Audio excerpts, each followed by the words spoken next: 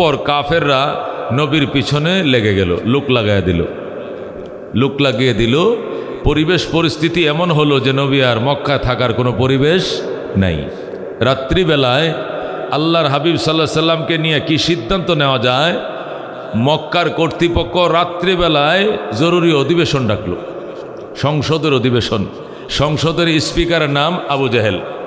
আবু জেহেলের নেতৃত্বে রাত্রিবেলায় জরুরি সংসদ অধিবেশন।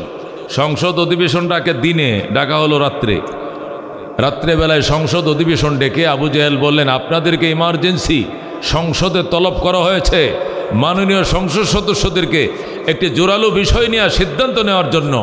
মুহাম্মদ তার সাথীদেরকে রাতের অন্ধকারে মদিনায় পাঠিয়ে দিয়েছে, সেও দিনক্ষণ গণতেছে কখন চলে যাবে। সুতরাং ওর ব্যাপারে এখনই সিদ্ধান্ত না নিলে হয়তো সে পালিয়ে যেতে পারে।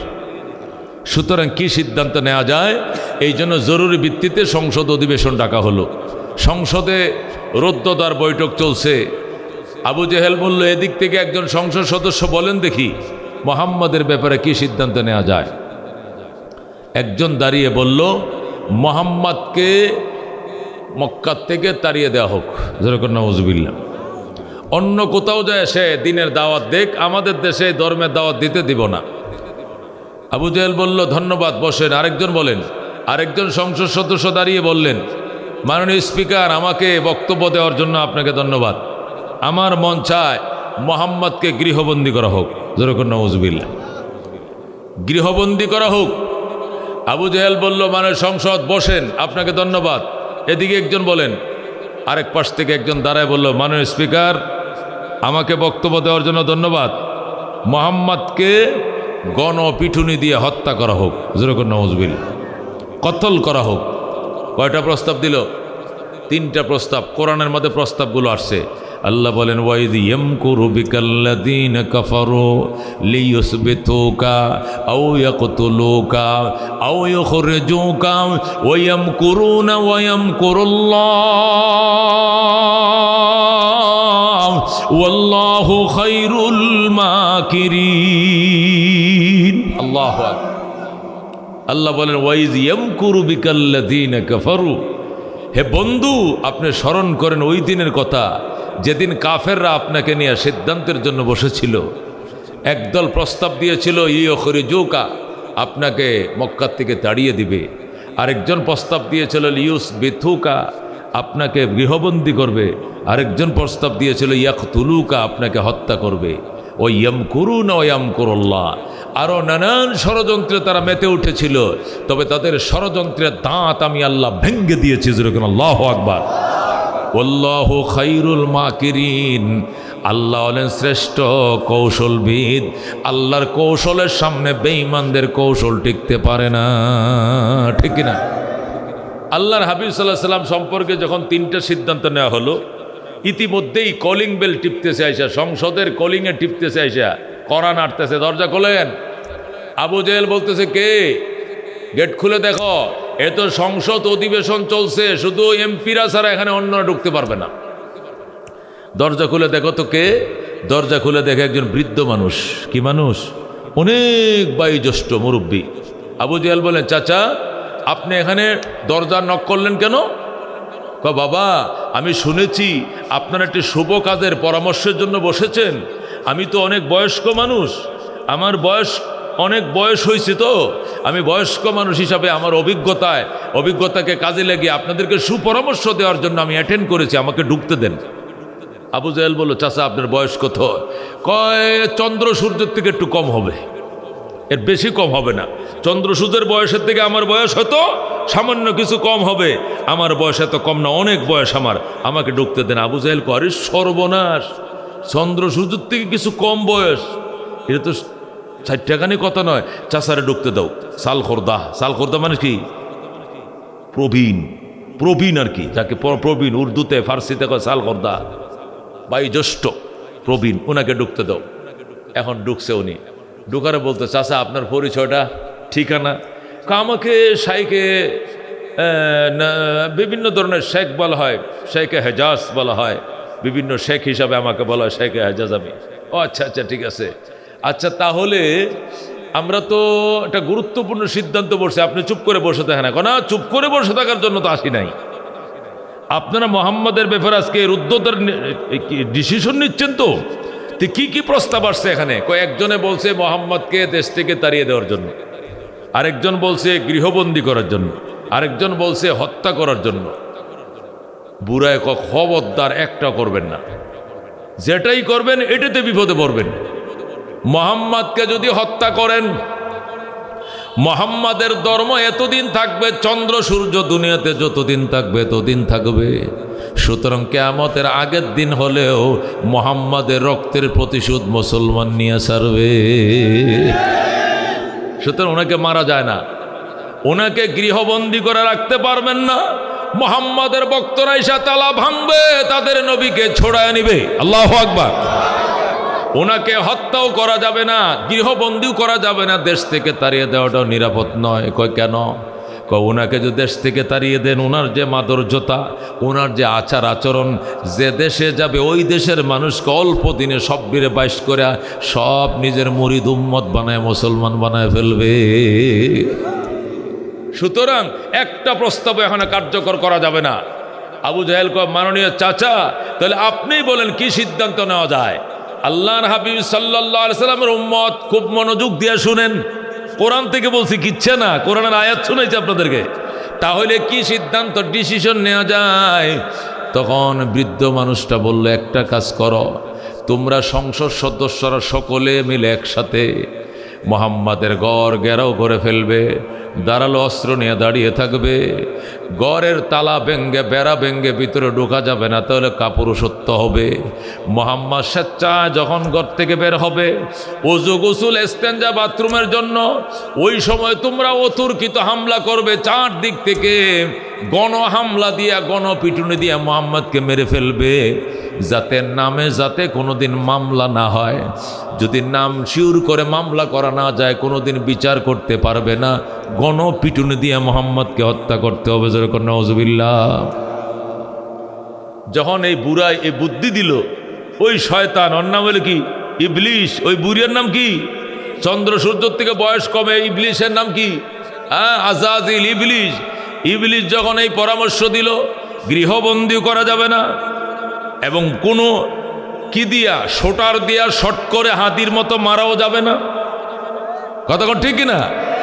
আবার দেশ থেকে তাড়িয়েও দেওয়া যাবে না, একে গণপিটুনি দিয়ে মারতে হবে। নাউজুবিল্লাহ।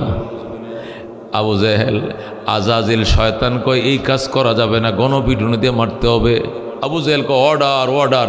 এখনই এই নির্দেশ কার্যকর করা হলো, এখনই সবাই বেরিয়ে যায়। সংসদ থেকে সমস্ত সাথীরা, সংসদ সদস্যরা একসাথে বেরিয়ে গেল, লাঠি শুটা নিয়ে নবীর ঘর ঘেরাও। কার ঘর ঘেরাও? আল্লাহর হাবিবের ঘর ঘেরাও। আল্লাহ নবী সাল্লাল্লাহু আলাইহি সাল্লাম হযরত আলীকে আগে ঘরে আনছিলেন। আল্লাহ ওহী দিয়ে জানায় দিয়েছিলেন আজকে পরিস্থিতি বেসামাল হতে পারে, এই জন্য আলীকে পাশে রেখেন। আল্লাহ নবী নিজের চাদরটা হযরত আলীকে পরায়া শোয়া দিলেন। আলী, তুমি আমার বিছানায় শুয়ে পড়ো, আমার চাদর গায়ে দিয়ে শুয়ে থাকো, আমি রাত্রেই মদিনার উদ্দেশ্যে চলে যাব। আল্লাহু আকবার। সকালবেলা মক্কার মানুষ আমার কাছে আসবে, আমার কাছে অনেকে টাকা পয়সা আমানত রাখছিল, আমার ধর্ম গ্রহণ করে নাই মানুষ, তবে আমাকে বিশ্বাসী মনে করতো, কোটি কোটি টাকা আমার কাছে জমা রাখতো। আমি আলামিন, আমি বিশ্বস্ত, আমি সত্যবাদী।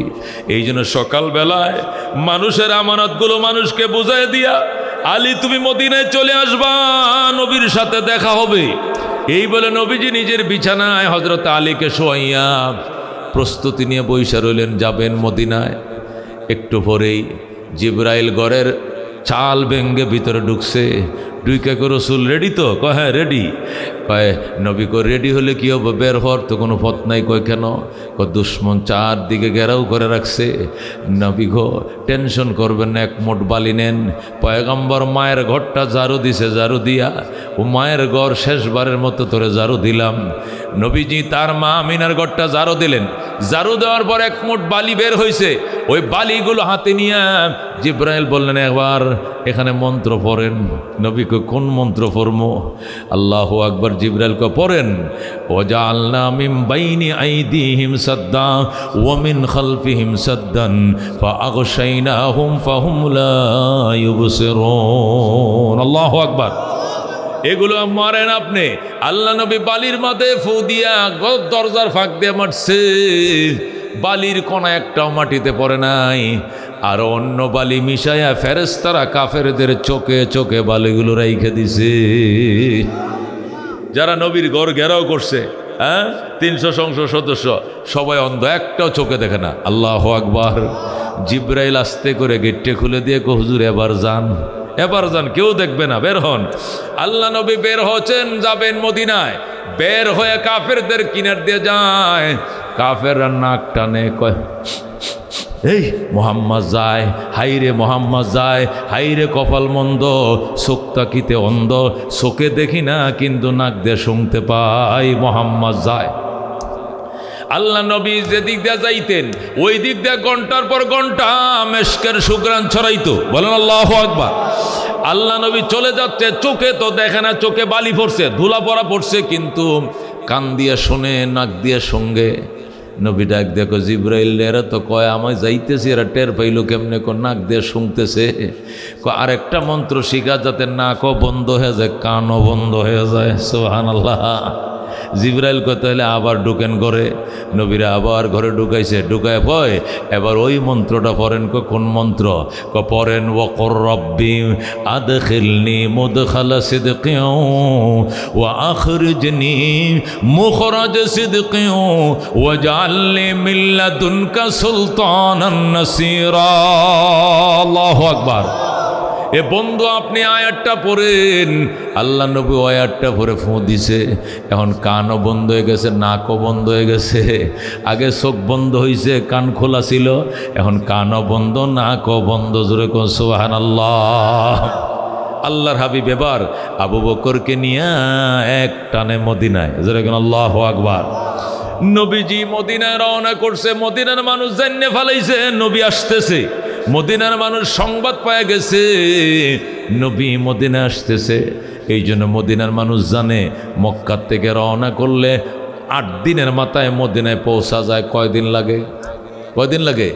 এই জন্য তারা নবী 3 তারিখ রবিউল আউয়াল 3 তারিখ রওনা করছে।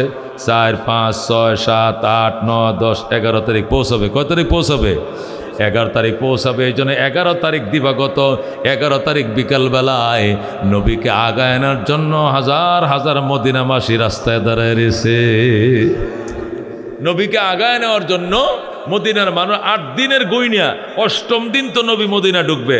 কারণ তারা ব্যবসার জন্য মক্কায় যায়, হজের জন্য মক্কা যায়। তারা জানে মক্কার থেকে মদিনা লাগে কয়দিন? 8 দিন।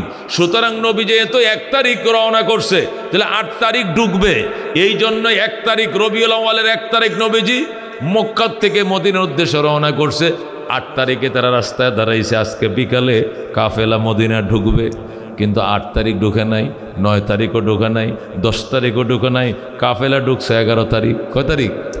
হাইরে মদিনার মানুষ রসুল গো কয়ে রাস্তায় দাঁড়ায় রয়েছে। পেটে খাবার নাই, পেটে পানি নাই। একটু খেজুর নিয়ে গেছিল নবীরে খাওয়ানোর জন্য। খেজুরের ফুটলা খেজুরের জায়গায় আছে, মুখে দেয় নাই। আল্লাহর হাবিবের জন্য দুধের গ্লাস নিয়ে দাঁড়াইছিল, দুধটা খায় না, দুধটা মাটা হয়ে গেছে, দই হয়ে গেছে। শরবত নিয়ে দাঁড়াইছিল, শরবতটা টক হয়ে গেছে, কিন্তু তারা মুখে দেয় নাই। তারা গেছে 8 তারিখ নবীকে আগায় আনতে, হয়ে গেছে 11 তারিখ। এই 3 দিন সাহাবায়ে কেরাম ফুল উবাস। আল্লাহ নবী সাল্লাল্লাহু আলাইহি সাল্লামের সাথে 8 তারিখ দেখা হওয়ার কথা হয়েছে 11 তারিখ। রাহমাতুল্লিল আলামিন সাল্লাল্লাহু আলাইহি সাল্লাম সাহাবায়ে কেরামের মুখ দেখে নবীজি পেরেশান হয়ে গেলেন। তোমরা কবে থেকে এখানে দাঁড়িয়ে আছো? নবী গো আজকে 3 দিন থেকে দাঁড়িয়ে আছি, খাওয়া নাই নেওয়া নাই, আপনাকে আগায় নেওয়ার জন্য। নবী কয় তোমরা গেলে না কেন মদিনায়? নবীকে না নিয়ে মদিনায় যাব না। আল্লাহু আকবার। আল্লাহর হাবিবকে না নিয়ে বাড়িতে ফিরবো না। এই জন্য রসুল গো বলে তারা রাস্তায় দাঁড়ায় রইলেন। আল্লাহর হাবিব সাল্লাল্লাহু আলাইহি ওয়াসাল্লাম ও মুসলমান সাহাবায়ে কেরামের এই অভ্যর্থনা দেখে নবীজি অত্যন্ত আবেগে আপ্লুত হয়ে খেতে দিলেন আর বলেন, মদিনার বেঈমানরা ও মক্কার বেঈমানরা আয় দেখে যাম তোদের নবী মুহাম্মদুর রাসূলুল্লাহকে মদিনাবাসী কেমনে রিসিভ করে। আল্লাহু আকবার। একজনের হাতে কবিতার মালা, একজনের হাতে ফুলের মালা, একজনের হাতে দুধের গ্লাস, কাহারো হাতে শরবতের গ্লাস, সামনে কিটকিট করে নাচতেছে আর নবীকে বরণ করে নিতেছে। তলাল বাদরু আলাইনা মিন সানিয়াতিল বিদা ওয়াজাব শুকরু আলাইনা মাদআ লিল্লাহি দা। আল্লাহু আকবার। এত সুন্দর সুন্দর কবিতার মাধ্যমে নবীকে মদিনার মানুষ বরণ করে নিতেছে আর তারা বলতেছে, মানবতার বন্ধু তিনি, রহমতুল্লিল আলামিন। তাই তো শুকর আদায় করি, তাই তো শুকর আদায় করি, কুল মাখলুকাত নিশিদিন তলাল বাদর আলাইনা মিন সানিয়াতিল বিদা ওয়াজাব শুকরু আলাইনা মাদআ লিল্লাহি দা। আল্লাহর হাবিবকে বরণ করে নিয়েছে তারা। নবী বলছেন, সাহাবায়ে কেরাম আমি কার বাড়িতে যাব? সবাই হাত বাড়ায়, হুজুর আমগো বাড়িতে চলেন। কেউ নবীকে পূর্ব দিকে আহ্বান করে, কেউ পশ্চিম দিকে, কেউ উত্তর দিকে, কেউ পাহাড়ের উপরে, এক একজন এক এক দিকে নবীকে আহ্বান শুরু করছে। আল্লাহর হাবিব ডাক দিয়ে কো, সাহাবায়ে কেরাম আমি একজন কয়জনের মন রক্ষা করব? তোমার বাড়িতে গেলে সে অসন্তুষ্ট, ওর বাড়িতে গেলে অসন্তুষ্ট, আমি একজন কয়জনের মন রক্ষা করব? আল্লাহ আমাকে এমন একটা ডিসিশন শুনান যে ডিসিশন নিলে আমার সকল সাহাবীরা খুশি হয়ে যাবে। তখন আমার আল্লাহ বলবে, বন্ধু উটের লাগামটা ছেড়ে দাও, লাগাম আমি আল্লাহ আমার হাতে নিয়ে নিলাম। সুবহানাল্লাহ। আল্লাহ নবী সাথে সাথে উটের লাগামটা ছেড়ে দিলেন। সাহাবায়ে কেরামকে বললেন, সাহাবায়ে কেরাম আমার আল্লাহর হাতে লাগাম দিছি, তিনি যার বাড়িতে নেবেন আমি তার বাড়িতে যাব। হঠাৎ করে উট ডান দিকে মোড় নিয়ে ঠিলার উপরে উঠছে। হযরতে আবু আইয়ুব আনসারীর বাড়ির উঠানে উঠ যায় শুয়ে পড়ছি। সুবহানাল্লাহ। আল্লাহ নবী উটকে বললেন, উট এই বাড়িতে আসলে কেন? উট উপরের দিকে ইশারা দিয়ে কো, নবী গো আপনি লাগাম যার হাতে দিছেন উনি আমার এই বাড়িতে আনছে, আমি আসি নাই। আল্লাহ রাব্বুল আলামিন আমার এই বাড়িতে আনছে। আল্লাহ নবী কো, বাড়ির মালিক কে রে? আবু আইয়ুব আনসারী হুজুর আমি বাড়ির মালিক, তুমি নি বাড়ির মালিক। আজকে 3 দিন পর্যন্ত সাহাবায়ে কেরাম আমাকে আগানোর জন্য রাস্তায় দাঁড়ায় ছিল। রসুল গো করে কাঁদছে, ওনাদের জন্য খানাফিনার ব্যবস্থা করো। হযরতে আবু আইয়ুব আনসারী শত শত সাহাবীদের জন্য খানার ব্যবস্থা করলেন। আচ্ছা আবু আইয়ুব আনসারী রাদিয়াল্লাহু তাআলা আনহু উনি ঠিলার উপরে ওনার বাড়িতে কাতি কাতি ডেকসি বসাইছে, ওট জবে হচ্ছে, গোশত বোনা হচ্ছে, রান্না চলতেছে, খেজুরের বাকলা দেয়া, হ্যাঁ রান্না হচ্ছে, ধোঁয়া উঠতেছে। যখন ধোঁয়া উঠতেছে ঠিলার উপরে বাড়ি, ওই ঠিলার নিচে আব্দুল্লাহ ইবনে সালাম ইহুদিদের লিডার, উনি খেজুর বাগানে খেজুর কাটতেছেন। উনি যখন দেখলেন ঠিলার উপরে ধোঁয়া উঠে, এক দৌড়ে ঠিলায় উঠলেন। উইটা যায় কো, আবু আইয়ুব আনসারী তোর বাড়িতে কিসের অনুষ্ঠান, আমার কেন দাওয়াত দিলে না? আবু আইয়ুব আনসারী কো, আমার বাড়িতে নবী আসছে, তোরে কা দাওয়াত দিব? তুই ইহুদি, আমি মুসলমান, মুসলমানের বাড়িতে মুসলমানের নবী আসছে, এখানে ইহুদিদেরকে দাওয়াত দেওয়ার কোনো প্রশ্নই আসে না, কারণ ধর্ম যার যার, উৎসব তার তার। কথা ঠিক কিনা? আমাদের দেশে কিছু আসিল আগে, হেরা কইতো ধর্ম যার যার, উৎসব সবার। এটি কয়ে কয়ে যায় কি করতো, হিন্দু বাড়ি যায় ফাঁড়ার গোস্ত খাইতো। কথা ঠিক কিনা? হিন্দু দুর্গা পূজায় যায় ফাঁড়ার গোস্ত খাইতো, খায় কইতো কি ধর্ম যার যার, উৎসব সবার। এটি ভণ্ডামি ছাড়া কিছু না। কথা ঠিক কিনা? ধর্ম যার যার, উৎসব সবার নয়, ধর্ম যার যার, উৎসব তার তার। কথা ঠিক কিনা? আমার ধর্ম আমার উৎসব। আজকের মাহফিলে কোনো হিন্দু আইসেনি? তাহলে হিন্দুদের দুর্গা পূজায় তুমি যাইবা কেন? তুমি এত বড় বেহায়া বেলাজা কেমনে হইছো? কথা ঠিক কিনা? আমার ধর্ম আমার উৎসব, তার ধর্ম তার উৎসব। কথা ঠিক কিনা? আবু আইয়ুব আনসারীর ডাক দেখো, আবু আইয়ুব, আমি আব্দুল্লাহ ইবনে সালাম রে দাওয়াত দিলে না কেন? নবী তোর বাড়িতে আইছে। আমার নবী মুসলমানদের নবী, মুসলমান সাহাবীর বাড়িতে আইছে, তোরে কা দাওয়াত দিব? তুই তো ইহুদির বাচ্চা, ইহুদি। আবু আইয়ুব আনসারীর কথা শুনিয়া আব্দুল্লাহ ইবনে সালাম লজ্জা পেয়ে গেছে। ঠিক আছে ভাই, দাওয়াত না দিলেও তো আইছি, বিনা দাওয়াত হইলে আইছি, নবীজির সাথে আমার একটু সাক্ষাৎ করায় দে।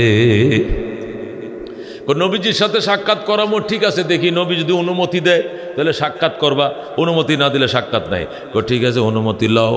আবু আইয়ুব আনসারী নবীজির কাছে যায়, রাসূল গো, আমাদের মদিনার একজন শিক্ষিত মানুষ, তাওরাতের হাফেজ, ইঞ্জিলও পড়তে জানে, তাওরাতও পড়তে জানে, ইঞ্জিলও পড়তে জানে, জবুরও পড়তে জানে, এই তিনটা কিতাব ওনার পড়া আছে। এমন একটা শিক্ষিত মানুষ আপনার সাথে দেখা করতে আইছে, অনুমতি দিবেননি? নবীকে অনুমতি দিলাম। এর নাম আব্দুল্লাহ, ই আসবে আর কালমাটা পড়ে মুসলমান হয়ে যাবে। এরা আসতে দে, অসুবিধা নাই। আব্দুল্লাহ ইবনে সালাম অনুমতি পাইয়াম আল্লাহর হাবিবের সামনে গেলেন, যায় নবীজির দিকে ছায়াই রইলেন, তাকায়াই রইলেন। দীর্ঘ সময় নবীজির দিকে তাকায় তাইকাম আব্দুল্লাহ ইবনে সালাম ডাক দিয়ে, আল্লাহ লাইসা হাযাল ওয়াজহু ওয়াজহু কাযযাব। খোদার কসম রে মদিনাবাসী, এই চেহারা মিথ্যাবাদীর চেহারা হতে পারে না। উনি আল্লাহর পয়গম্বর, সন্দেহ নাই। আমি আল্লাহর কসম খায় বলছি, এটা সত্যবাদীর চেহারা। জোরে করে আল্লাহু আকবার। আব্দুল্লাহ ইবনে সালাম যখন কসম খায় বলছে, আল্লাহ লাইসা হাযাল ওয়াজহু ওয়াজহু কাযযাব, খোদার কসম এই চেহারা মিথ্যাবাদীর চেহারা নয়। এবার নবী ডাক দেখো, আব্দুল্লাহ, এর আগে আমারে কোনোদিন দেখছো নি? কয় না। আমনে দেখছেন? নবী কো, আমিও তো তোরে দেখি নাই, তুইও তো আমার দেখস নাই, এই প্রথম দিকে কেমনে কইল এটা মিথ্যাবাদীর চেহারা নয়? আব্দুল্লাহ সালাম গো, নবী গো, তিনটা কিতাব আমার সিনার ভিতরে মুখস্থ। আমি তাওরাত মুখস্থ, ইঞ্জিলও পড়তে জানি, জবুরও পড়তে জানি। তাওরাতের এমন কোনো পৃষ্ঠা খালি নাই যেখানে আপনার কথা লেখা নাই। আল্লাহু আকবার। আপনার দাঁত কেমন হবে, আপনার নাক কেমন হবে, আপনার চুল কেমন হবে, আপনার ভ্রু কেমন হবে, আপনার চোখের পুতলি কেমন হবে, আপনার মুস্কি হাসি কেমন হবে, সব তাওরাতে লেখা আছে।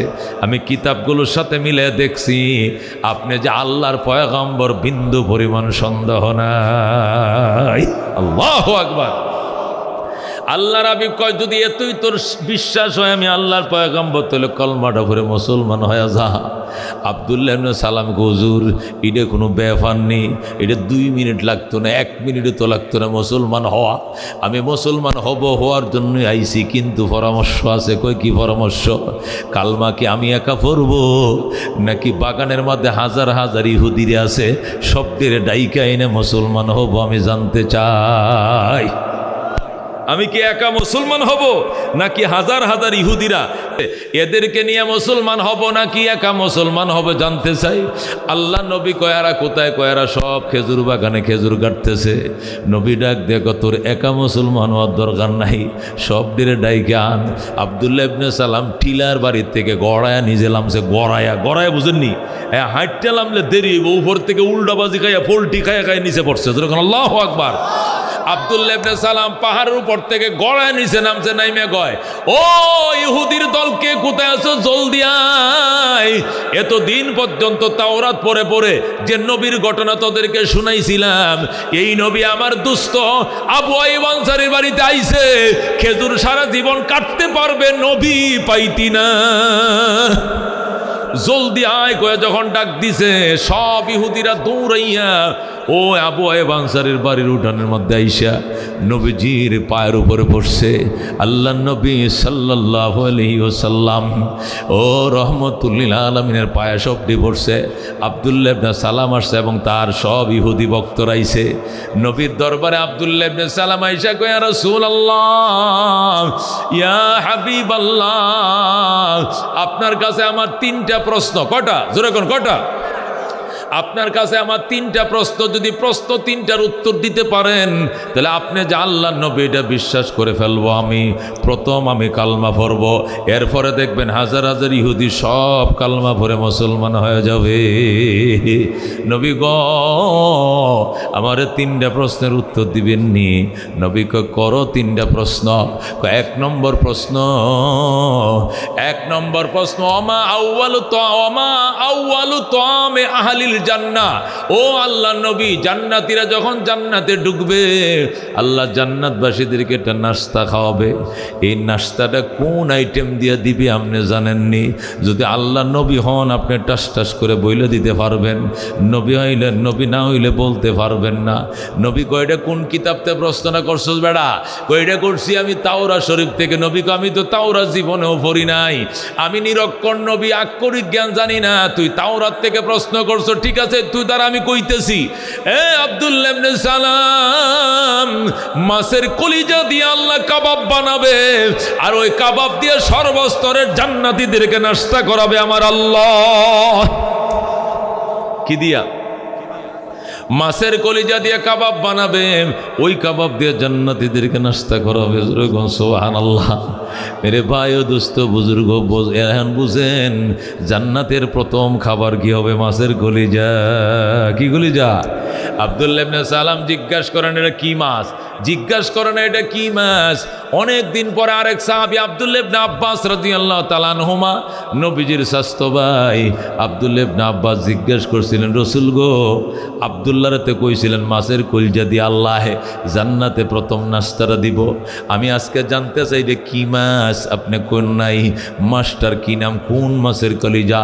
তখন নবী বলছিলেন ওইটা ওই মাছ যে মাছ 40 দিন পর্যন্ত একটা নবীকে বুকের মধ্যে লইয়া নদীতে ঘুরাইছে, খায় নাই। ওয়াজান্নুনি ইযহাবা মুগাযিবান ফাযান্না আল্লান নাকদিরা আলাইহি ফানাদা ফিজ যুলুমাত আল্লা ইলাহা ইল্লা আনতা সুবহানাকা ইন্নী কুনতু মিনাজ জালিমিন। যারা কোন সুবহানাল্লাহ। আল্লাহ আমার মাছওয়ালা নবী ইউনুস নবী কি নবী? আমার ইউনুস নবী যখন কওমের ওপরে রাগ করে রাত্রে ভাইগে গেছিল, রাত্রিবেলায় পলাইছিল, নৌকায় উঠছিল, তখন নৌকার থেকে নামায়া মাছ ফেডের ভিতরে ঢুকাইছি। রাতের অন্ধকার, মাছের ফেডের ভিতরে অন্ধকার, পানির নিচের অন্ধকার, 3 অন্ধকারের ভিতরে থেকে নবী আমার ডাকে লা ইলাহা ইল্লা আনতা সুবহানাকা ইন্নী কুনতু মিনাজ জালিমিন। ওই মাছটা বোয়াল মাছ। আল্লাহু আকবার। কি মাছ? বোয়াল মাছ। মাছের কলিজা দিয়া, মানে বোয়াল মাছের কলিজা দিয়া আল্লাহ রাব্বুল আলামিন জান্নাতীদেরকে নাস্তা খাওয়াবে। এখন আপনার আমার প্রশ্ন হইতে পারে অত কলিজা কই পাইব? কত কোটি কোটি মাছ জবে করা লাগবে? এত বড় মাছটার মধ্যে কলিজা থেকে একটু কতক্ষণ ঠিক কিনা? 3 কেজি বোয়াল মাছের মধ্যে কলিজা এতটুক, তাহলে এই কোটি কোটি জান্নাতীরে যে কলিজা দিয়ে খাওয়াবে কতগুলো মাছ লাগবে? নবী কয় একটা মাছের পুরা কলিজাটাও লাগবে না, কোটি কোটি মাছ লাগতো কি লেগে বেড়ে, একটা মাছের সবটা কলিজা লাগবো নি? একটা মাছের সবটা কলিজা লাগতো না, কলিজা থাইকে দেবো, জান্নাতীদের পেট ভরাই ফেলবে আমার আল্লাহ। যেরকম আল্লাহু আকবার। এটা কি করে সম্ভব? এত বড় মাছ কই পাইছো? এটা বোঝার জন্য দোস্ত আরেকটা প্রশ্নের উত্তর বুঝতে হবে। প্রশ্নের উত্তর হলো এই যে ভূমিকম্প হয় কি কারণে হয়? বিজ্ঞান কয় পৃথিবীটা 2টা প্লেটের উপরে। কির উপরে? 2টা প্লেট, একটা উপরে একটা নিচে। এই নিচেরটা উপরে যায়, উপরেরটা নিচে আসে, এই আপ ডাউন করে, পরে পৃথিবী কাঁপে, এটারে কয় ভূমিকম্প। ইসলাম কয় কোনো প্লেট টেট কিছু নাই। ইসলাম বলে তামাম পৃথিবীটা একটা পাথর উপরে বসায় রাখছে আল্লাহ, আর এই পাথরটা একটা মাছের শিরের উপরে বসায় রাখছে আমার আল্লাহ। তামাম পৃথিবী করে 7 আসমান জমিন আর সাদিম সব একটা পাথর উপরে বসাইছে। এই পাথরটা পৃথিবীর থেকে কোটি কোটি গুণ বড়। যেরকম আল্লাহু আকবার। আর ওই পাথরটা একটা মাছের ফিডের উপরে নয়, মাছের ফিডের উপরে যে শির আছে, শির চিনেননি? মাছটা যখন পানিতে খেলে দেখবেন ফিসেরটা কাঁটা এইভাবে দাঁড়ায় থাকে, তাই কিনা? আল্লাহু আকবার। এই মাছের ফিডের উপরে যে শির আছে, ওই শিরের উপরে যে কাঁটা আছে, কাঁটাটার মাথাটার উপরে পাথরটা বসা, আর ওই পাথরের উপরে তামাম জগৎটা বসায় রাখছে আমার আল্লাহ। এই মাছটা যখন ফিটে একটু চুলকায়, একটু নাড়াচাড়া দেয়, আল্লাহকে আস্তে চুলকায়, 32 তলা কিন্তু ভাঙ্গে যাইব। আল্লাহু আকবার। ওই মাছ তুই বেশি লড়িস না, মতিঝিলের 40 তলা কিন্তু ভাঙ্গে ফুরবো। ধরে কোন আল্লাহু আকবার। তাহলে একটা মাছের ফিডের উপরে যে তামাম পৃথিবী দাঁড়ায় থাকতে পারে, আল্লাহু আকবার। এবার বোঝেন মাছটা কত বড়। মাছটা যে সাগরে থাকে, এই সাগরটা কত বড়, এটাকে বলা হয় বাহারে মোহিত। যেরকম আল্লাহু আকবার। বাহারে মোহিত কাকে বলে? যেটা তামাম পৃথিবীকে বেষ্টন করে রাখছে, সাগর, মহাসাগর। যেরকম আল্লাহু আকবার। আল্লাহ বলছেন ওয়াকানা আরশুহু আলাল মা, আমার আরশটাও পানির উপরে। জোরে কোন আল্লাহু আকবার। আল্লাহর আরশটা পানির উপরে। এবার বুঝেন পানি কত জগৎটাতে। আল্লাহর আরশটা পানির উপরে বানাইতে গিয়ে আল্লাহ 3 লক্ষ ফিলার গাড়ছে পানির উপরে। কয় লক্ষ? 3 লক্ষ ফিলার গাড়ছে পানির উপরে। এরপরে আল্লাহ আরশ বানাইছে, আরশটা পুরাটাই পানির উপরে। আল্লাহ রাব্বুল আলামিন এই পানির থেকে 1 ভাগ মানুষ স্থল বানাইছে, এখনো 3 ভাগ জল আছে। কথা কোন ঠিক কিনা? ওই জলের মধ্যে এক এক মাছ এমন বড় বড় আছে, তামাম পৃথিবীটা তার একটা আইসলার বরাবর হবে না। মাছের আইসলা চিনেন? দাউদে যখন আসায় দেখবেন ছোট ছোট পাতলা পাতলা বাইরে কিনা, একটা মাছের আসিলা বরাবর আসমানটাও হবে না। এত বড় মাছ আল্লাহ বানায় রাখছে। হযরত সুলাইমান আলাইহিস সালাম, তার 3টা পরিচয়। কয়টা পরিচয়? 1 নম্বরে তিনি নবী। কোন 1 নম্বরে তিনি কি? 2 নম্বরে তিনি নবীর ঘরের নবী, মানে তার বাবা নবী। কথা কোন ঠিক কিনা? ওনার বাবার নাম কি? দাউদ নবী। কি নবী? তাহলে তিনি হলেন সুলাইমান নবী, ওনার বাবার নাম হলো দাউদ নবী, নবীর ঘরের নবী। 3 নম্বর পরিচয়, তিনি মালিকুদ দুনিয়া, মানে তামাম জগতের বাদশাহ। এটার 3 নম্বর পরিচয়। তিনি নবী, নবীর ঘরের নবী, আবার তামাম জগতের বাদশাহ। সুলাইমানের রাজ্যে সূর্য উঠত, ওনার রাজ্যে সূর্য ডুবত। জোরে কোন সুবহানাল্লাহ। এই 3টা সম্মান অর্জন করার পর আল্লাহ নবী সুলাইমান আলাইহিস সালাম আল্লাহরে ডাক দেখো, আল্লাহ গো, ও রব্বুল আলামিন, কি শুকরিয়া আদায় করবো? তুমি নবী বানাইছ, নবীর ঘরের নবী বানাইছ, তামাম দুনিয়ার বাদশা বানাইছ। আমার মন চায় জগতের মখলুকরে একসঙ্গে একটু দাওয়াত খাওয়াইতে মন চায়। সুবহানাল্লাহ। এই চেয়ারম্যানে ফাঁস করলে একটা গরু জব একটা মেজবান দেয় না? এই কয় এলাকার মানুষ আমার লাগে খাটাখাটনি করছে, চেয়ারম্যানে ফাঁস করছি। 9 নম্বর হুবগাঁও ইউনিয়নের চেয়ারম্যান হয়েছে, গরু একটা মহিষ একটা জবে করে পুরা ইউনিয়নের নেতা কর্মীরা খাওয়াইছে। কতক্ষণ ঠিক কিনা? হ্যাঁ, কমিশনার সাহেব ফাঁস করলে নির্বাচনের দিন পরের দিন একটু জিরাইয়া টিরাইয়া পরে কয় আগামীকালকে মহিষ জবে 2 লাখ টাকা কিনা ফালা জবে করবে না। আমার কর্মীরা খাটাখাটনি করছে, আমার ফাঁস করেছে, কমিশনার দেশে একটা খাওয়া। কতক্ষণ ঠিক কিনা? শুক্রিয়া দেন। আল্লাহ নবী সুলাইমান আলাইহিস সালাম ডাক দেখো, আল্লাহ আমারে বানাইছো নবী, আমার বাবাও ছিল নবী, বানাইছো তামাম দুনিয়ার বাদশাহ। আমার মন চায় জগৎবাসীর একটু আপ্যায়ন করতে, আপনার মখলুকরা একসঙ্গে একটু খাওয়াইতে। আল্লাহকে তুমি একটা মখলুকের পেট ভরাইতে পারবা? তুমি আমার সব মখলুক, কত মখলুক আছে আল্লাহর, এটা কোনো কিতাবে লেখা নাই। কোটি কোটি মখলুক আছে আল্লাহর। জোরে কোন আল্লাহু আকবার। বিজ্ঞানীরা বলে 63 লক্ষ সৃষ্টি আছে শুধু স্থলে, আর জলের নিচে যে কয় লক্ষ আছে এটা আমরা জানি না। ওখানে এত মেশিনপত্র আমাদের নাই। এই আটলান্টিকে মেশিন যা কি ফিটিং করার মতো অস্ত্রপাতি আমাদের নাই।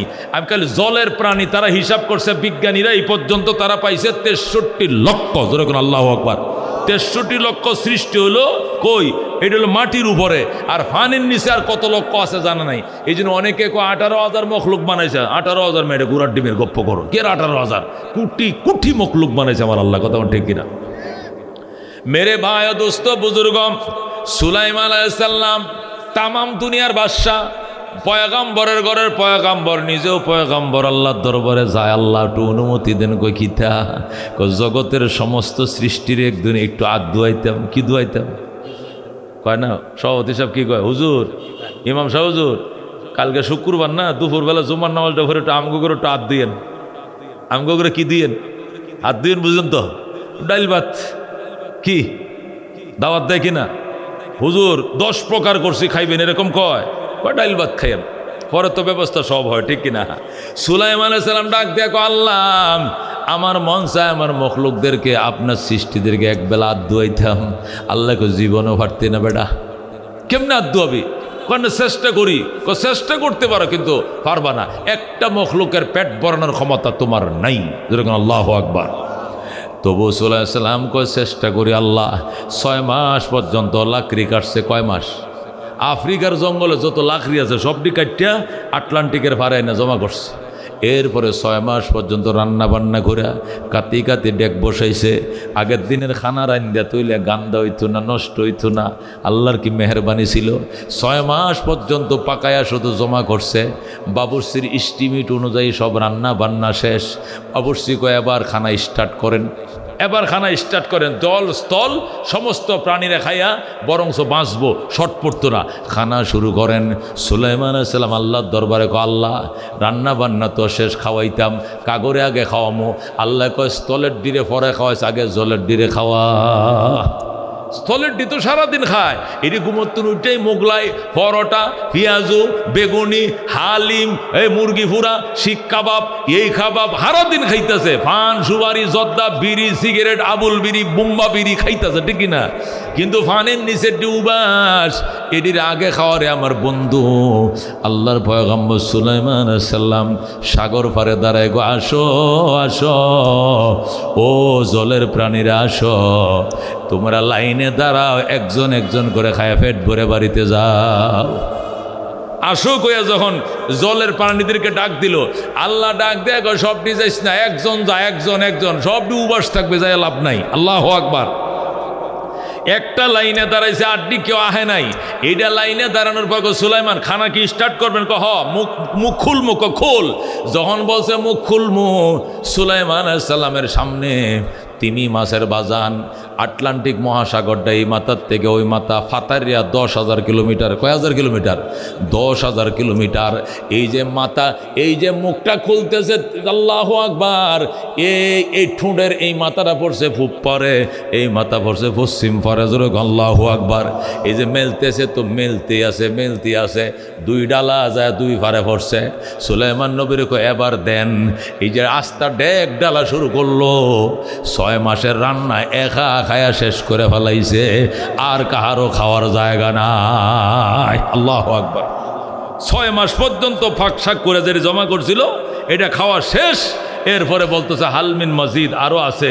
এই মিয়া খাওয়াইতে পারবেন না, তাহলে দাওয়াত দিচ্ছেন কি লেগে? হ্যাঁ, ফ্যাটের কোনো বড় না, এখন কি ফাঁকশাক করছেন? সব শেষ, ডেক শুদ্ধা খাইলি, ভাতিলা খাইলি, তুই কি আরও খাবি? কার তো নাই আমার কাছে। খাওয়াইতে পারবেন না, তো দাওয়াত দিবেন কেন? যেরকম আল্লাহু আকবার। তুই রাক্ষসের করে রাক্ষস একলা সব খায়া শেষ করলি। কে কইছে রাক্ষস? তুই কি জন্মের ভরে খাস নাই কোনো দূর? কে কইছে? যে সকালে তো ফেট ভরে খাওয়াইছে, আজকে সকালেও রব আমার ফেট ভরে খাওয়াইছে, আর দুপুরে তুমি দাওয়াত দিছো, তুমি ফেট ভরতে পারলা না। তোমার কে কইছে দাওয়াত দিতে পারবা না? জিনিস এই জিনিস তুমি হাতে নিবা কেন? আল্লাহ তো আজকে সকালে আমাকে ফেট ভরে খাওয়াইছে, যেরকম আল্লাহু আকবার। আর দুপুরে তোমার দাওয়াত নিয়ে এখন উবাস থাকা ছাড়া আমার আর কোনো ব্যবস্থা নাই, তুমি আমার পেট ভরাইতে পারলা না, যেরকম আল্লাহু আকবার। মেরে ভাই দোস্ত বুজুর্গ, একে বলে মাছ। কত বড় মাছ হলে সুলাইমান আলাইহিস সালামের 6 মাসের আয়োজন পেটের ভিতরে ঢুকাইছে। আল্লাহ রব্বুনা মুহাম্মদ নবিয়ুনা নাহনু মুতিয়ুহুমা নাহনু কুল্লুনা হিজবুল্লাহ লা নাখাফু ইল্লাল্লাহ ওয়া তাসিম বিহাবলিল্লাহ মুজাহিদ ফি দীনিল্লাহ আল জিহাদ সাবিলুনা نقيم في دين الله لا إله إلا الله نقيم في دين الله لا إله إلا الله ليس الملك للظالم ولا الملك للخائن لا نخاف أمريكا ولا نخاف রাশিয়া। ঠিক কি না? এলাউদ্দিন কসদুনা আল্লাহু রব্বুনা মুহাম্মদ নবিয়ুনা নাহনু মতিয়ুহুমা নাহনু কুল্লুন হিজবুল্লাহ লা নখাফু ইল্লাল্লাহ ওয়া তাসিম বিহাবলিল্লাহ মুজাহিদ ফি দীনিল্লাহ আল জিহাদ সাবিলুনা নাহনু কুল্লু যুল ইসলাম কানুনুহু আল কুরআন। ঠিক কি না? نحن كل ذو الإسلام قانونه القرآن قال الله في القرآن الملك للرحمن الملك للرحمن نقيم في دين الله لا إله إلا الله نقيم في دين الله لا إله إلا الله ليس الملك للظالم ولا الملك للخائن لا نخاف إسرائيل ولا نخاف ইন্ডিয়া। ঠিক কিনা? এলাউদ্দিন কসদুনা আল্লাহু রব্বুনা মুহাম্মদ নবিয়ুনা নাহনু মতিয়ুহুমা নাহনু কুল্লুন হিজবুল্লাহ লা নখাফু ইল্লাল্লাহ ওয়া তাসিম বিহাবলিল্লাহ মুজাহিদ ফি দীনিল্লাহ আল জিহাদ সাবিলুনা আল জিহাদ সাবিলুনা। নারে তাকবীর, নারায়ে তাকবীর। আল কোরআনের আলো, আল হাদিসের আলো, ইসলাম ও মুসলমান জিন্দাবাদ জিন্দাবাদ, ইসলাম ও মুসলমান।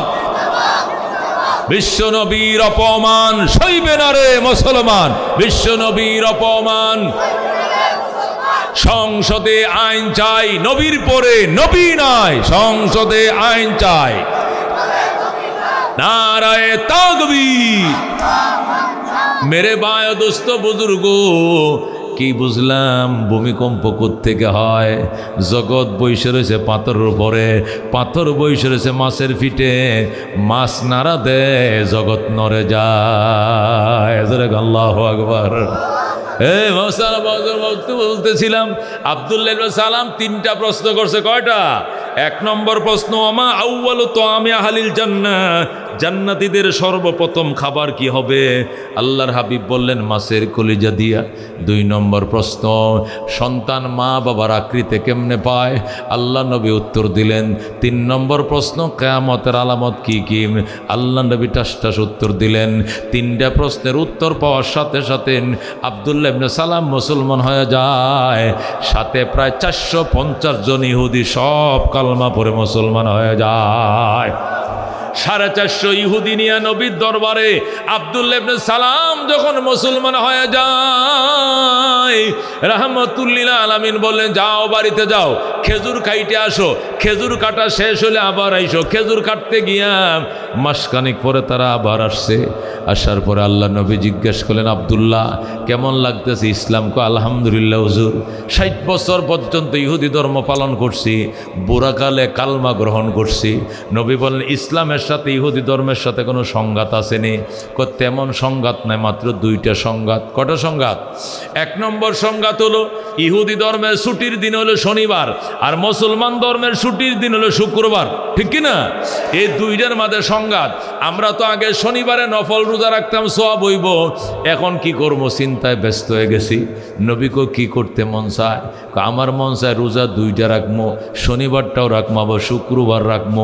শুক্রবার রাখবো ইসলাম হিসাবে, শনিবার রাখবো আগের ধর্ম হিসাবে, যেটাই লাইগা যায়। নবী কয় তুই কি আমলি করস? তুই কি কর? যেটাই লেগে যাক মানে মসজিদে যাই কবি আল্লাহ আল্লাহ, মন্দিরে যায় রাম রাম। এটা কোন দোয়া? বন্ডামি। এই সমস্ত বন্ডামি চলবে না। কথা ঠিক না? আল্লাহ রাবি আব্দুল্লাহ তুই কি করলি? শনিবার রাখবে ইহুদি আর শুক্রবার রোজা রাখবে মুসলমান, হবে না। শনিবার ছাড়ো, শুক্রবার ধরো, কমপ্লিট মুসলমান হয়ে যাও। আব্দুল্লাহ সালাম কয় ঠিক আছে হুজুর, বুঝতে পারি নাই, আমি মনে করছি দুটো ধর্ম একসাথে পালন করা যাবে। কয় না, শুধু একটা ইসলাম, হয়তো হিন্দু নইলে মুসলিম, দুই নয় ফাঁড়া দিবে, মাঝখানে ছিঁড়ে দেব। কতক্ষণ ঠিক কিনা? আব্দুল্লাহ ইবনে সালাম কয় ঠিক আছে হুজুর বুঝলাম। দুই নম্বর সংঘাত আগে তো আমরা উটের গোস্ত খাইতাম, শুধু চর্বি খাওয়া নিষেধ ছিল, দুধটাও খাওয়া নিষেধ ছিল। কিন্তু মুসলমান হয়ে দেখি দুধটা একবার ফিউর জিনিস, শরাবান তহুরা, এটা পবিত্র শরাব, এটা তো নিষেধ নাই। এখন কি করতাম, নবীকে কি করবা, নিয়ত করছি গোস্তই খামো, চর্বিও খামো না, দুধও জীবনে খামো না, এই দুইটা বিধান তাওরাত অনুযায়ী আমল করব। নবী কয় না না, হবে না, গোস্ত খাও, চর্বিও খাও, দুধও খাও, কমপ্লিট মুসলমান হয়ে যাও। যখন আল্লাহু আকবার। আল্লাহ নবী যখন আব্দুল্লাহ ইবনে সালামকে সলিউশন দিলেন, মাসালার উত্তর দিলেন, আব্দুল্লাহ ইবনে সালামকে হুজুর বেয়াদবি মাফ করেন কিতা, আচ্ছা এই যে ফতোয়াটা দিলেন এটাকে আপনি নিজে দিছেন নাকি আল্লাহ দিছে? নবী কো কি করলি বেটা, আমি নবী নিজে কোনো কথা কই না, সব আল্লাহরটা কই। কথা ঠিক কি না? নবী বলেন ওমা ইয়ানতিকু আনিল হাওয়াম ইন হুয়া ইল্লা ওয়াহয়ু ইউহা।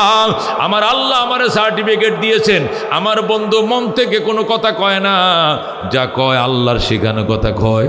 সুতরাং আমি যা বলছি আল্লাহর পক্ষ থেকে বলছি, তোমার সন্দেহ হয় তুমি বসো। আব্দুল্লাহ ইবনে সালামকে নবী বসায় রাখলেন। ইতিমধ্যে জিবরাইলকে কল দিলেন। জিবরাইল এই সূরা বাকারা 208 নম্বর আয়াত নিয়ে হাজির হয়ে যায়।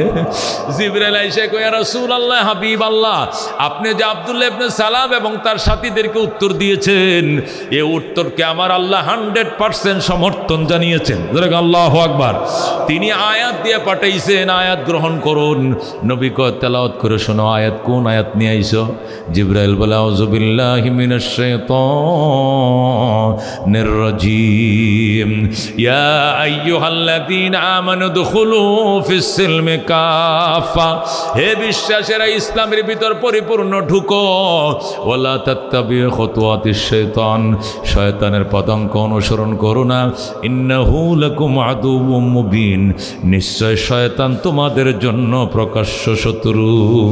আল্লাহু আকবার। ইসলামের কিছু মানবা কিছু মানবা না, হবে না।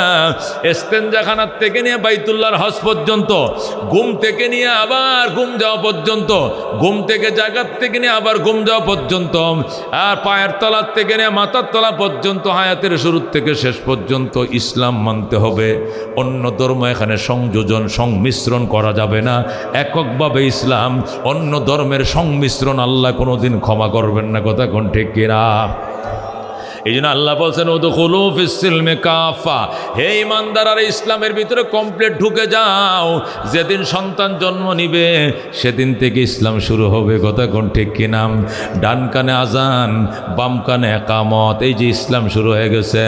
যখন ছেলেটা ডান কানে আজানটা দিবা, বাম কানে একামত দিবা, ই যত বড় হোক সে কোনোদিন শুটার হবে না, সে কোনোদিন কবির চৌধুরী হবে না, সে শামসুর রহমান হবে না, সে নাস্তিক কমিউনিস্ট হবে না। কারণ জন্মের পরে আল্লাহু আকবার তাওহীদের আযান তার কানে শোনানো হয়েছিল। কথা কোন ঠিক কিনা? আজকাল যে সমস্ত ছেলেরা নাস্তিক হয়, কমিউনিস্ট হয়, রসুলের বিরুদ্ধে কথা বলে, ধর্মের বিরুদ্ধে কথা বলে, এ কপাল পোড়া, জন্মের পরে আজান শুনে না। ঠিক কিনা? এর মা বাবা ছিল বেঈমান, এর বাবা ছিল, মা বাবা ছিল বেনামাজি। এই বেনামাজি পিতা মাতা এর আল্লাহু আকবারের ধ্বনি জন্মের পরে শোনায় নাই। এই জন্য বড় হয়ে এটা কমিউনিস্ট হয়ে গেছে। কথা কোন ঠিক কিনা? হযরতে ডক্টর ইকবাল হিন্দুস্তানে তার বাড়ি ছিল। ডক্টর ইকবাল সকালবেলা মক্তবে কোরআন শিখছে, শিখা এরপরে ডক্টরেট করার জন্য গেছে কোথায়? আল্লাহু আকবার, অক্সফোর্ডে গেছে। অক্সফোর্ড মানে কোথায়? অক্সফোর্ড লন্ডনে। লন্ডনের অক্সফোর্ডে যখন গেছে ডক্টর ইকবাল, অক্সফোর্ডে যাওয়ার পর দেখতেছে তার 400 টিচার। অক্সফোর্ডে কজন টিচার? 400 টিচারের মধ্যে একটাও মুসলিম নাই। ইহুদি, নাসারা, হিন্দু, বৌদ্ধ, কমিউনিস্ট, নাস্তিক, বোঝেন আস্তিকের জাতটাও নাই, একটা নেই, সব বেঈমান কমিউনিস্ট। আল্লাহ, টিচার ছাত্ররা সব বেঈমান কমিউনিস্ট। ডক্টর ইকবাল বাড়িতে চলে আইছে। আইসা গো আম্মা, এখানে পড়লে ইমান থাকবে না, আমল থাকবে না।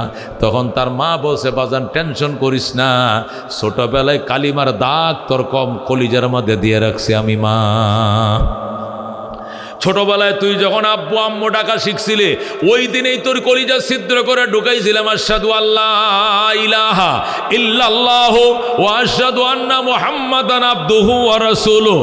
আত-তালিমু ফিস সিগার কান্নাকশা ফিল হাজার। ছোটবেলার শিক্ষা পাথরের দাগের মতো, পাথরের দাগ দিলে যেমনি মুছে না, ছোটবেলার শিক্ষার দাগ অন্তর থেকে মুছে না, ঠিক কিনা? যারা কচি বয়সে কালমা শিখছে আশহাদু আল্লা ইলাহা ইল্লাল্লাহ, ওই কালমা 70 বছর পরেও যেদিন মৃত্যুর বিছানায় শুইবা, অটোমেটিক ছোটবেলার কালিমা মনে পড়ে যাবে, আশহাদু আল্লা ইলাহা ইল্লাল্লাহ ওয়া আশহাদু আন্না মুহাম্মাদান আবদুহু ওয়া রাসূলুহু। নবী বলেন, মান কানা আউয়ালু কালামিহি লা ইলাহা ইল্লাল্লাহ ওয়া আখিরু কালামিহি লা ইলাহা ইল্লাল্লাহ ফাদাখালাল জান্নাহ। যে ব্যক্তির প্রথম কথা হবে লা ইলাহা ইল্লাল্লাহ, বিদায় বেলা আবার বলবে লা ইলাহা ইল্লাল্লাহ, 80 বছর বাঁচলেও সে জান্নাতে যাবে। জোরে করে আল্লাহু আকবার। এই জন্য বাজান, ছোটবেলায় তালিম, কোরআনের তালিম দেওয়ার পর মক্তবে পড়াও, নুরানিতে পড়াও, 3 ক্লাস এখানে পড়াও, এরপরে ডক্টর বানাও, কালেক্টর বানাও, ব্যারিস্টার বানাও, কোনো দিন সে নাস্তিক হবে না। কোরআনের হাফেজ, তুরস্কের এরদোয়ান, তুরস্কের রজব তাইয়্যিব এরদোয়ান, তুরস্কের প্রেসিডেন্ট, সে কোরআনের হাফেজ। জোরে বলো আল্লাহু আকবার। সে কোরআনের হাফেজ হওয়ার কারণে ইসলামের সে আল্লাহু আকবার নেতৃত্ব দিতেছে। এখনো সে তার ইসলামের কত সুন্দর ভোজ। কিন্তু যদি কমিউনিস্ট হতো, কামাল আতাতুর্কর মতো যদি বেঈমান হতো, তাহলে তুর্কি, গোটা তুর্কি জাতিকে সে বেঈমান কমিউনিস্ট বানায় ফেলাইতো। কথা কোন ঠিক কিনা? কামাল আতাতুর্ক আজান পর্যন্ত, একামত পর্যন্ত বন্ধ করে দিয়েছিল, কিন্তু এদেরকে পরাজিত করে যখন এরদোয়ানের সরকার আসলো, আবার আজান চালু হয়েছে, মসজিদ আবার খুলে গেছে। কথা কোন ঠিক কিনা? এই জন্য ডক্টর ইকবাল সব সময় বলেন, তুম শौक से कॉलेज में पढ़ो, पार्क में झूलो, जायज के गुब्बारों में उड़ो, चरख में चलो, लेकिन एक सुखन बंदे आजिज से रहे याद, अल्लाह नबी अपने हकीकत को न भूलो। তুমি বা কালেক্টর হও, ব্যারিস্টার হও, মাস্টার হও, অ্যাডভোকেট হও, তুমি যাই কিছু হতে চাও হও, তবে একটা কথা মনে রাখবা, তুমি মুসলমান, তুমি আল্লাহর কথা বলবা না, নবীর কথা বলবা না, তুমি যত বড় শিক্ষিত হও, এই কথা তোমাকে মনে রাখতেই হবে। কথা কোন ঠিক কিনা? ডক্টর ইকবাল অক্সফোর্ড ইউনিভার্সিটিতে পড়ছে, ব্রিটিশ ইউনিভার্সিটিতে পড়ছে, কিন্তু যখন লেখাপড়া 6 বছর কমপ্লিট করে যখন আসছে হিন্দুস্তানে, আইসা থেকে ব্রিটিশ দখল করে নিয়েছে পুরা ভারতবর্ষ।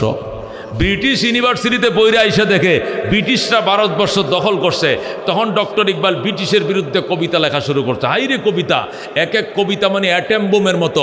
ব্রিটিশ খেদা আন্দোলনের দানা বাইতে গেল, ব্রিটিশরা কোন দিক পলাইব কোনো আগামাতা পাইতেছে না। ডক্টর ইকবালের কবিতা মানুষ পঙ্গপালের মতো ঝাঁপিয়ে পড়তেছে। তখন ব্রিটিশ অর্ডার দিল, ইকবালকে অ্যারেস্ট করো। ডক্টর ইকবালকে অ্যারেস্ট করে দিল্লি কোর্টে হাজির করা হইল।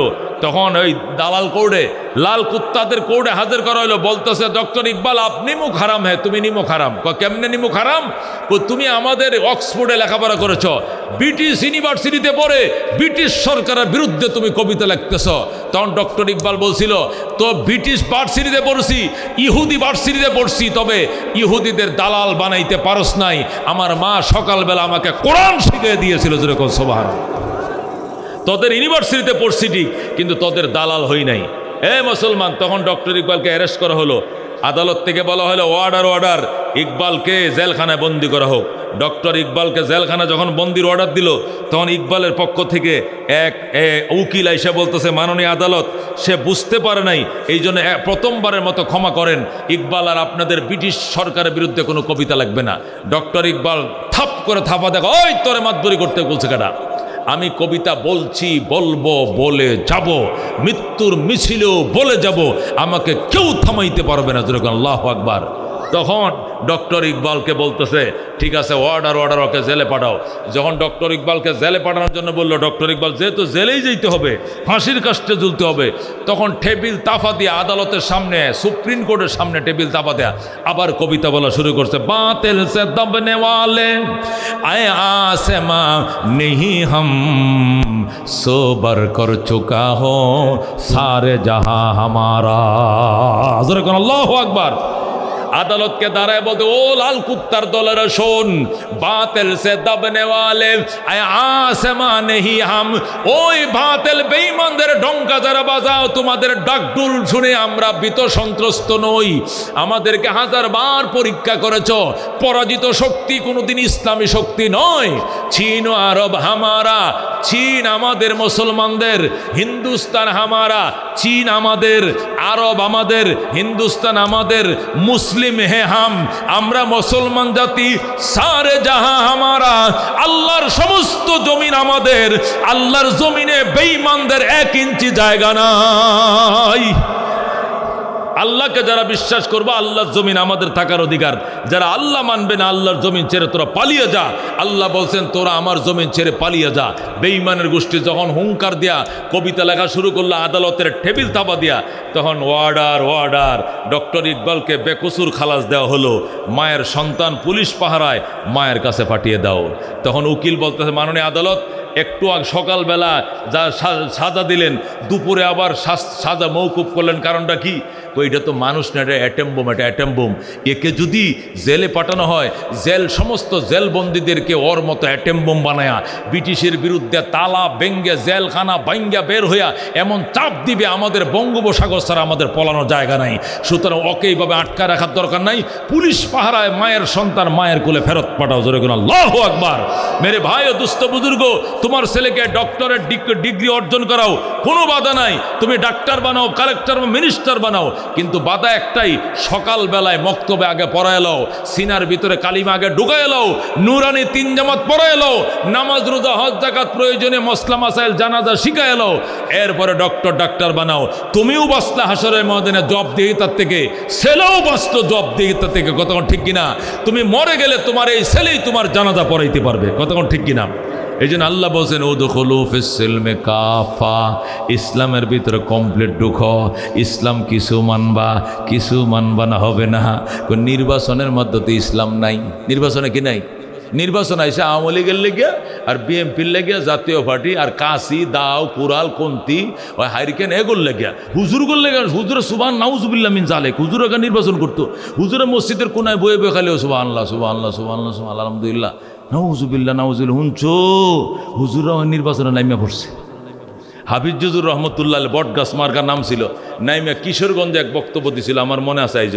উনি বলতেছে, কয় শোনো, আমি 2বার কিয়ামতের আলামত দেখাইছি এই দুনিয়াত। কয়বার? বাংলাদেশের মানুষকে আমি 2বার কিয়ামতের আলামত দেখাইছি। প্রথম আলামত হইল, আমার গর্তে যখন আমার ছেলে মোহাম্মদুল্লাহ হইল, হুজুরের ছেলে বাইতুল মোকাররমের কি ছিল, মুয়াজ্জিন ছিল, হুজুরের ছেলে আর কি। কয় হ্যাঁ, আমার বড় ছেলেটা যখন হইল, তখন এই বাড়ির মহিলা ওই বাড়ির যাই, ওই মাইলের মহিলা ওই বাড়ির যার। হুঁচো হাফিজ হুজুরের করতে ফুল হয়ে গেছে, নাউজুবিল্লাহ মিন জালেক। হুজুরের করতে ফুল হইল কেমনে? নাউজুবিল্লাহ নাউজু আস্তাগফিরুল্লাহ। হুজুরের করতে কেমনে ছেলে হইল? একেবারে কিয়ামতের আলামত। কই একটা কিয়ামতের আলামত দেখাইছি, আমার করতে কেমনে ফুল হইল, এটা নাকি আমি খুব খারাপ কামটাই করছি। 2 নম্বর হইল, বট গাছ লয়ে কি লেগে বাইরে হইলাম। ওই এর সাথে টাইমে বট গাছ লয়ে বাইরে ছিল কিনা? সেকেন্ড হয়েছিল। কথা ঠিক কিনা? বট গাছ কয়ে বাইরে ছিল, নাউজুবিল্লাহ, কিয়ামত আর দেরি নাই। হুজুররাও লাগিয়ে পড়ছে রাজনীতিতে। আরে আহমকের দল, আল্লাহ নবীকে দেশ চালায় নাই। আবু বকর দেশ চালায় নাই, ওমরকে দেশ চালায় নাই, উসমানকে দেশ চালায় নাই, আলীকে চালায় নাই। কেউ যদি বিশ্বাস না করে বেঈমান হয়ে যাবে। কথা ঠিক কিনা? ওর ইমানই থাকবে না। কথা ঠিক কিনা? দিলটা তো ছোট রাখে, অন্তরটা বড় বানাইতে পারো না। দাদা গোর আশীর্বাদ নিয়ে দেশ চালাইবা, খোদার আশীর্বাদ নিয়ে দেশ চালাইতে মন চায় না, আল্লাহর কোরআন দিয়ে দেশ চালাইতে মন চায় না। ইজ্জত লাভ করবা, ইজ্জত কারো পাও ছাড়তে হবে না। কেউ পূর্ব বাসায় থাকে, কেউ উত্তর বাসায় থাকে, কেউ পশ্চিম বাসায় থাকে, সব তো শুধু আরশের দিকে ছায়া থাকো, আল্লাহ ফয়সালা করবেন। কথা ঠিক কিনা? আমরা এগুলো বুঝি না। এই জন্য ভাই দোস্ত বুজুর্গ, উদখুলু ফিস-সিলমি কাফা, ইসলামে কমপ্লিট ঢুকো। একবারে সেই ইস্তেঞ্জাখানার থেকে যে ইসলাম শুরু হবে, বাইতুল্লাহর হজ পর্যন্ত ইসলাম চলবে। ব্যক্তিগত জীবন থেকে শুরু হবে, পারিবারিক জীবন, রাষ্ট্রীয় জীবন, আন্তর্জাতিক জীবন, পররাষ্ট্রনীতি জীবন, সমস্ত জীবনে ইসলামের অনুশাসন মানতে হবে। কথা ঠিক কিনা?